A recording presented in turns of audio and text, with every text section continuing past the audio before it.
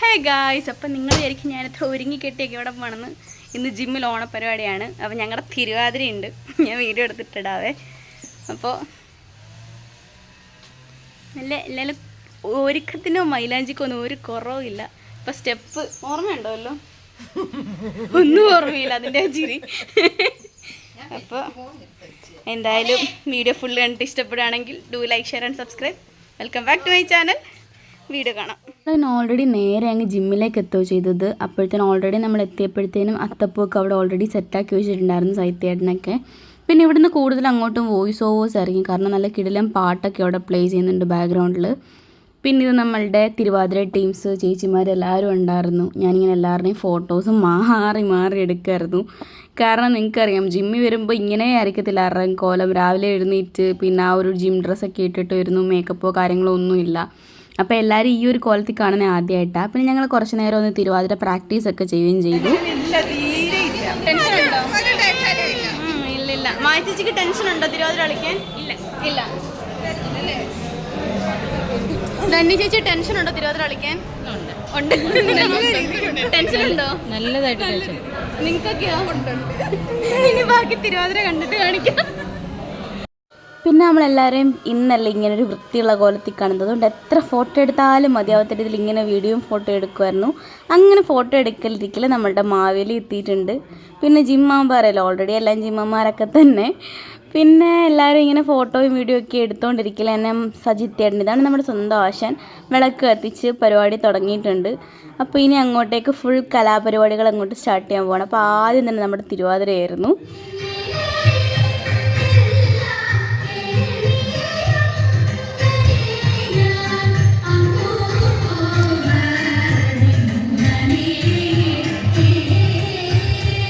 അടുത്ത നമ്മുടെ ജാനകിക്കുട്ടീൻ്റെ നല്ലൊരു ഡാൻസ് ഉണ്ടായിരുന്നു. ആ ഡാൻസ് നല്ല സൂപ്പറായിട്ട് അവൾ കളിച്ചു. ഡാൻസ് കഴിഞ്ഞ് പിന്നെ അത് കഴിഞ്ഞിട്ട് നേരെ ഒരു നാടൻ പാട്ടായിരുന്നു. നാടൻ പാട്ടും ഏകദേശം ചേട്ടന്മാർ നല്ല അടിപൊളിയായിട്ട് പാടുന്നുണ്ടായിരുന്നു.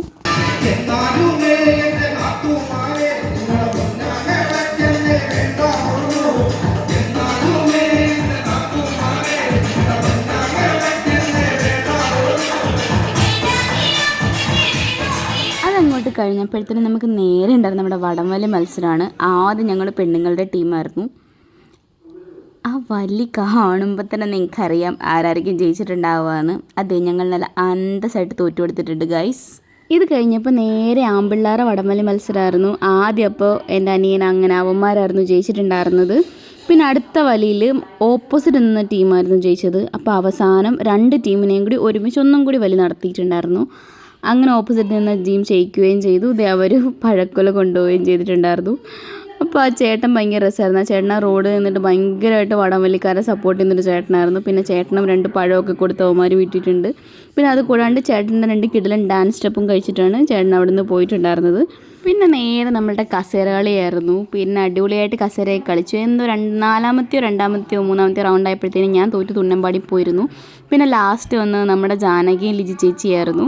അങ്ങനെ കളിച്ച് വന്ന് ജാനകി കറങ്ങി തിരിഞ്ഞു വന്നിട്ടായാലും ആ കസേരയിൽ അവസാനം വന്നിരുന്നു. പിന്നെ അത് കഴിഞ്ഞ് പുഷപ്പ് എടുക്കുന്നതായിരുന്നു. ഈ ചേട്ടൻ വന്നിട്ട് ഏകദേശം ഒരു 80 പുഷപ്പോളം എടുത്തു.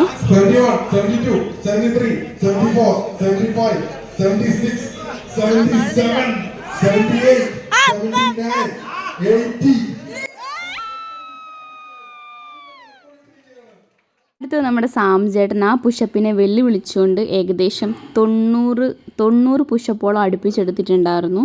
അങ്ങനെ ആ ഒരു റെക്കോർഡും സാം ചേട്ടൻ പൊട്ടിച്ചു.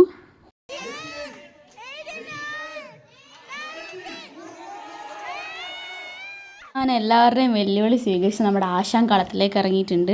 90 പൊട്ടിക്കണം എന്നായിരുന്നു ആശാൻ്റെ ടാസ്ക്. പക്ഷേ ആശാൻ 97 വരെ, ഇതിൽ 100 എത്തുന്നതിന് കുറച്ച് മുന്നേറെ ആശാൻ തളർന്നുപോയി. എങ്കിലും 97 വരെ ആശാനും എത്തിയിട്ടുണ്ടായിരുന്നു.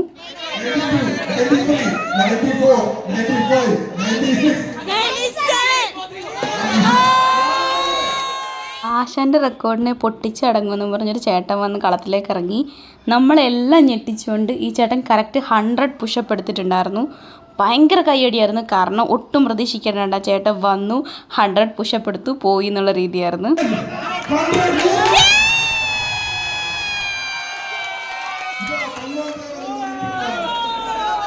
നമുക്ക് നേരെ നേരെ നമ്മുടെ സുന്ദരിക്ക് പൊട്ടുകടലായിരുന്നു.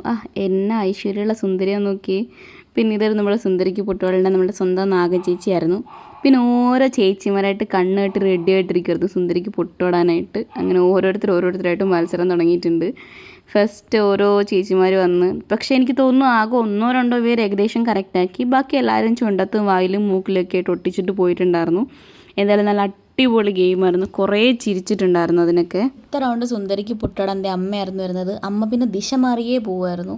എന്നിട്ട് എങ്ങനെയൊക്കെയോ സ്ഥലത്തെത്തി കറക്റ്റ് പുള്ളിക്കാരൻ്റെ വായിൽ തന്നെ പെട്ടെന്ന് ഒട്ടിച്ചിട്ടങ്ങ് പോയി. അടുത്ത ടാസ്ക് എന്ന് പറഞ്ഞാൽ ഡമ്പൽ പൊക്കിയിട്ട് ഇങ്ങനെ എടുത്ത് എറിയുന്നതായിരുന്നു. ഇത് അത്യാവശ്യം കുറച്ച് റിസ്ക് ഉള്ള സാധനമാണ്. എല്ലാവരും ഒരു 30 വരെയൊക്കെ കഷ്ടി എത്താൻ നോക്കിയിട്ടുണ്ട്. പിന്നെ ഈ ചേട്ടനും അത്യാവശ്യം നല്ല രീതിയിൽ ചെയ്തിട്ടുണ്ടായിരുന്നു. ഇത് നല്ല റിസ്ക് എന്ന് പറഞ്ഞാൽ നമ്മുടെ കൈമുട്ടി ഇങ്ങനെ താത്ത് വെച്ചിട്ടാണ് ഈ സാധനം പൊക്കാനായിട്ട്. നമുക്കൊക്കെ എന്ന് പറഞ്ഞാൽ എനിക്കൊക്കെ ഒരു 15 പറ്റൂല. എങ്കിലും നല്ല റിസ്ക് ഉള്ള സാധനമാണ്. നല്ല പവർ വേണം കൈക്ക്, എങ്കിൽ മാത്രമേ അതങ്ങനെ ചെയ്യാനൊക്കത്തുള്ളൂ. ആ ചേട്ടൻ്റെ മാക്സിമം എടുത്തിട്ടാണ് ഫുൾ കംപ്ലീറ്റ് ചെയ്യുന്നത്. ചെയ്ത ആവേശത്തിൽ വിളക്കിന് ഒരു തട്ട് കൊടുത്തിട്ടാണ് പോയത്. നമ്മൾ വെച്ച് വിളക്ക് വീണുന്ന്.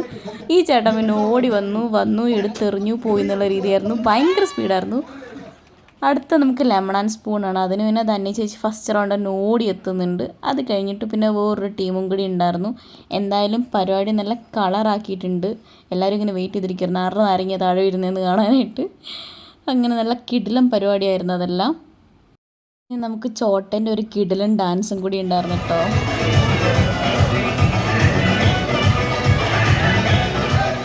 അങ്ങനെ നമ്മളെല്ലാവരും നമ്മളുടെ അവസാന കലാശക്കൊട്ടായ നാടൻപാട്ടിന് വേണ്ടി വെയിറ്റ് ചെയ്യുമായിരുന്നു. അപ്പോഴത്തേനും ഇതേ ചേട്ടന്മാരൊക്കെ എത്തി, അവരെല്ലാം സെറ്റ് ചെയ്യുന്നുണ്ടായിരുന്നു. അപ്പോൾ ഈ നാടൻപാട്ടും കൂടെ കഴിഞ്ഞ് നമ്മുടെ പരിപാടി അവസാനിക്കും. സോ ലാസ്റ്റ് പോകാൻ ഞങ്ങൾ നല്ല അടിപൊളിയാക്കി. അപ്പോൾ നിങ്ങൾ അതും കൂടി കണ്ടിട്ട് പോയോ.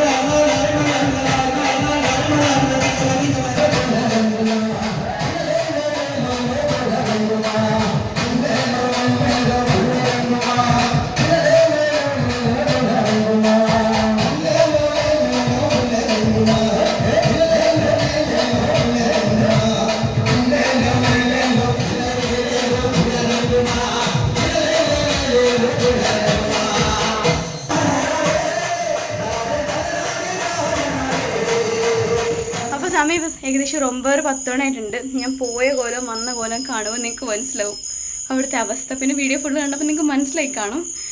സോ അപ്പോൾ ഇത്ര ഉണ്ടായിരുന്നുള്ളൂ ഇന്നത്തെ വീഡിയോ. നല്ല കിഡിലൻ സെലിബ്രേഷൻ ആയിരുന്നു. ചത്തു ഇനി വയ്യ. നാളെ ഒരു ദിവസം ഫുള്ള് റെസ്റ്റ് ആയിരിക്കും. ഈ വീഡിയോ എപ്പോഴാണ് എഡിറ്റ് ചെയ്തിരുന്നതെന്ന് എനിക്ക് പോലും അറിയാനൊക്കത്തില്ല. അതുപോലെ ഞാൻ ചത്ത് തലേക്ക് ഇങ്ങനെ പൊട്ടി ഇങ്ങനെ പോവുക. അപ്പോൾ എന്തായാലും നല്ല കിഡിലൻ ഓണപ്പരിപാടിയായിരുന്നു.